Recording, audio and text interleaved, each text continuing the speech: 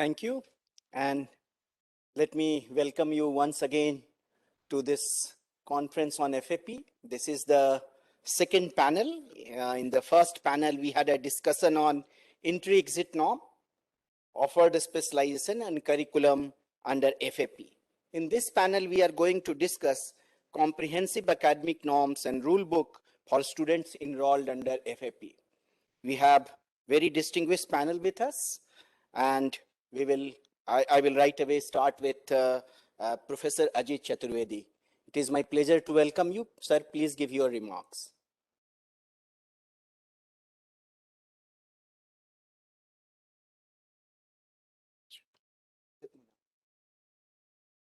Okay, it seems Professor Chaturvedi is not here. May I request Professor Rajat Muna to give his comments on this topic? Achha, Raja, sorry. Okay, oh, I'm sorry. Yeah, so Professor V. Raja Kumar, Director IIT Bhubaneswar is with us. May I request you, sir, to give your remarks? Thank you.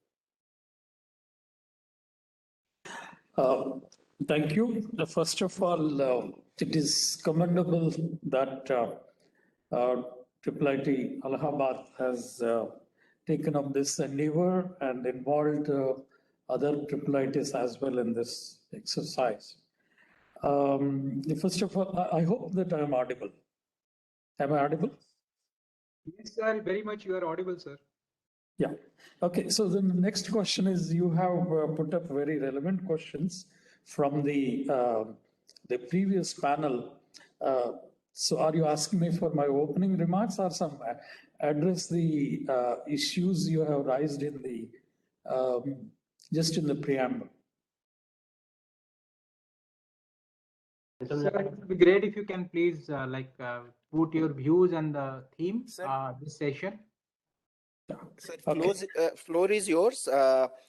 We would love to hear your comments on not only just on comprehensive academic norms and rule book for students enrolled under FAP. You could also talk about entry-exit norms, but we already had a round of discussion on that topic. Right, sure. So certainly flexibility is a prerequisite for creating a system with the important features NEP 2020 has recommended. Certainly that flexibility can be provided with a totally a redesigned system, and it can also be done by applying some important modifications and flexibility in the existing system. When I was in one of the previous exercises, it was learned that there is an attempt that is being made to bring the entire IIIT system onto one set of norms, to agree to one set of norms so that it can be effectively done. On that occasion, I also made a comment mentioning that this exercise can be done also in autonomous board by an autonomous institution, and the system can learn from there. The entire system involving other institutes can learn from there, and therefore one can certainly, the system will further evolve. It may take longer for the system to evolve in case it is done in an autonomous mode by an institution. If it is done by a group of institutions, however, the implementation can be done faster and one can implement the features. Certainly, even in the earlier system where we have no possibility of where the system is not very multidisciplinary in nature, and there is a single or two entries and exit. The exit is that whether we complete the program and leave or drop out in between. So otherwise there were no other exits possible in the system. Certainly the experience says that we do have performers performing at different levels. There are students who are interested in the program, who do very well in the program and complete the program. There are students who go off the track, mentioning that, well, they do not have so much of interest in the program. They want to complete a degree and somehow take a degree, but their interest lies somewhere else. So we do have a good percentage of such students as well who do not perform that well in a particular course. If I may say so, it can also make a program somewhat irrelevant for a student. And once a program becomes irrelevant for a student, it will only become a ritualistic exercise, and certainly the student won't be paying attention in that in the course. And we always find some students who have weaknesses and then unable to cope up with the program, and they may spend a few years. And after a few years, so an institution may take a decision saying that the student is not made for this program, therefore he should be, his name should be written off the roles of this institute. Under this kind of scenario, certainly a multiple exit is a very useful exercise, and where it can fix the ailments I have mentioned in the system, and it can be very effectively used. When you have multiple exit, certainly a person should have scope to enter somewhere in some other program. So therefore, multiple exits also call for multiple entry, and when you do this in a systematic manner. Now, in my opinion, when you provide multiple entry and multiple exits, rather, I'll put it the other way, multiple exits and multiple entries into a curriculum, it is important that you have certain level of completeness. Ideally speaking, one can switch over at any time from one program to another program, and system can permit. But when you expect that kind of a system, you need a good number of institutions to be in such a discipline, strong discipline, that their curricula should be need to be almost same, and lots of commonality should be there.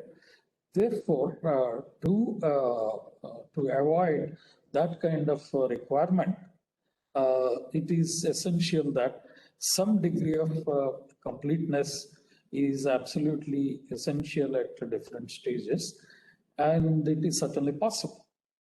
For example, the first year engineering in a typical 4-year BTech course has somewhat common package across the different institutions. So that can be a point as well. But then the question of those who lose interest in the first year itself may come up into picture, but then a slow-paced program can make them complete that kind of the completeness, and therefore it can be implemented. It is a good idea that the completeness up to a certain level is a prerequisite for the exit at whatever stage can. There is another type of exit that is very much possible in the system. When you admit a student into a 4-year BTech program, and if you find a student unable to cope up or not able to take a 4-year BTech degree of the caliber of a particular institution, we can also think of providing a diploma degree to the student. In which case, you don't have to worry about the student entering somewhere else. You yourself is providing a different degree options to the students. So that kind of a system is also possible. In fact, when I was serving as the founding vice chancellor of the Rajiv Gandhi University of Knowledge Technologies at Hyderabad, so we thought of providing the students, the students who are not able to take up a 4-year degree to be awarded with a diploma program. So that's what we did consider, but then somehow we couldn't implement at that level. So this kind of multiple degrees are also possible. And similarly, if somebody says, I'm interested in science, so one can also think of providing a BSc degree.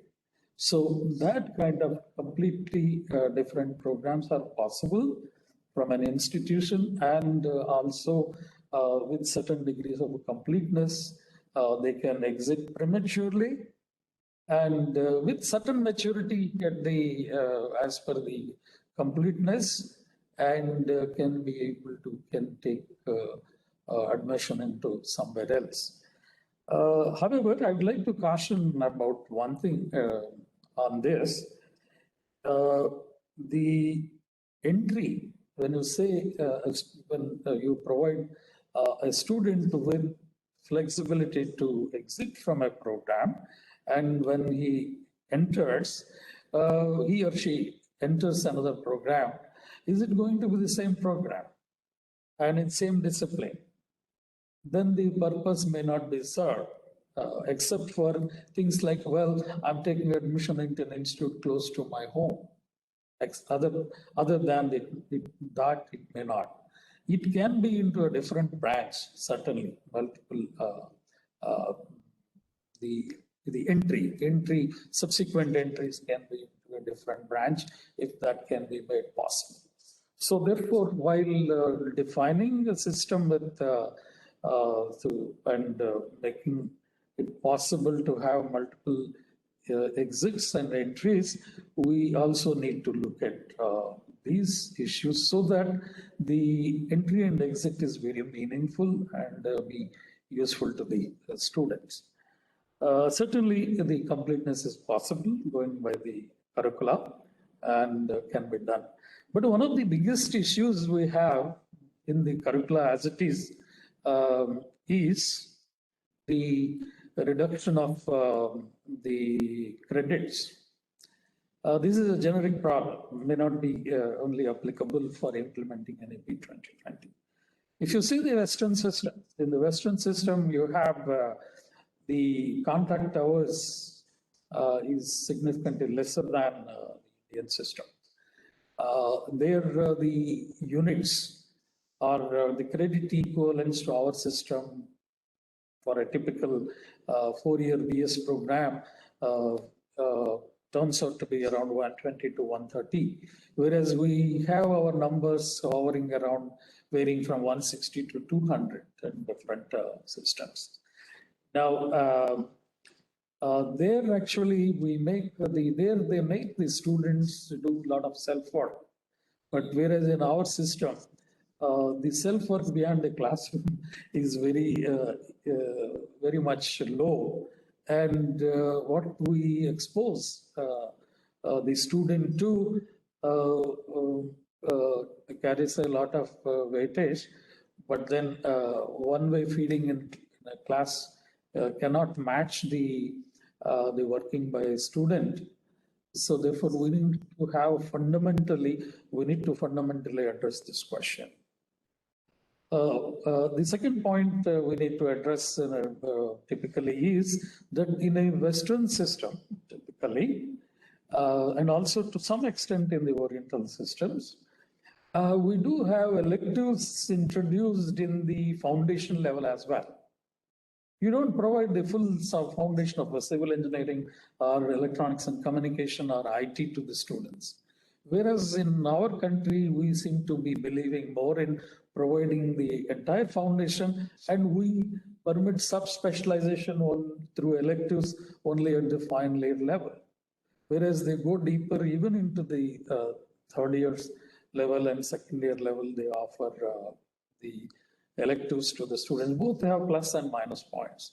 We need to address these questions really before we do an exercise, and also before we also think of multiple exit and entry, incorporating that into picture. Certainly, we need to arrive at certain level of commonality in terms of number of credits in a program, though it is not very mandatory. Well, I'll be happy to address questions from my experiences if questions come up later.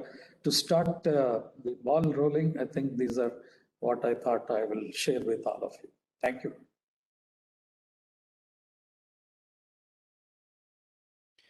Thank you, sir. You have very nicely compared the system prevailing in Western world and the system that we have. And clearly our students are overburdened. They do many more courses, much more credit than what Western students do. And the question is how to reduce, how to find a commonality with not just with the Western, but among the systems that we have here. And of course, when we are talking about entry and exit and students would move from one institute to another institute, there has to be some common ground. Otherwise, there would be huge mismatch.